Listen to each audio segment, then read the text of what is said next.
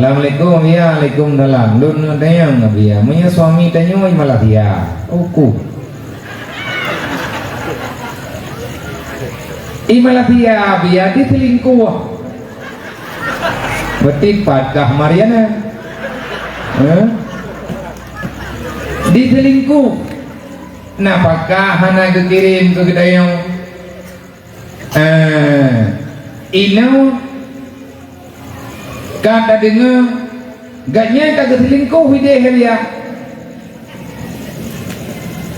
kibanjaranya dia putra kibanjara hai gaknya kagak selingkuh ilau ku selingkuh sih kubalah gaknya oh tentu no nyona kemajuan bila perlu tambah modal Kibana di pun ada syarat sebab kalian telah ciri balakonya mengenai ciri-ciri itu. Kibang punya belum? Berapa? Pegah memerdeka negro, yang tahu dia mengenai lagi ciri itu mo. Lako hanai kirim nafkah, salahi. Main tanyo ini kampung dia terus tapi ya. Nah udah agam lain sayang ke gedenya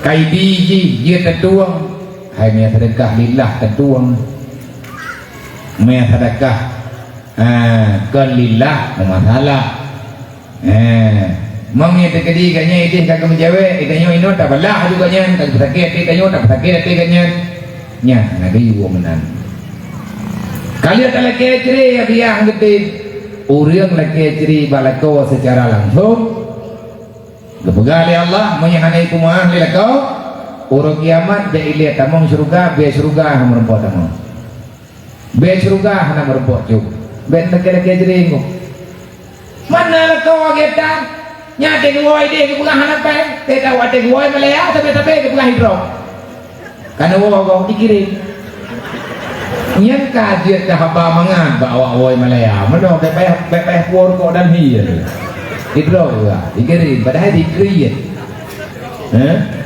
nah lakau hana ko perempuan aku wate ko yang terau girbo tanyo yang mikau malam anu batanyo penjajan iganya di badanyo leke kibannya dia hai buku kiban nasaba hai nasaba ada hai kini nasaba Tala kecre kede be leut hapala neputi mang jula koen kana mampu ada tahabia nekira ju nepurarha ne yatim piatu awai neng kana tabohna kan bi fala li Allah ya me dawa tidak ada udin lendoyanyo pudam dawa dan ro na koen dia Malaya hana negeri napakah ke promo menyang promo hai tabaru ibu dosa nyen dosa lako juga berganda-ganda. Assalamualaikum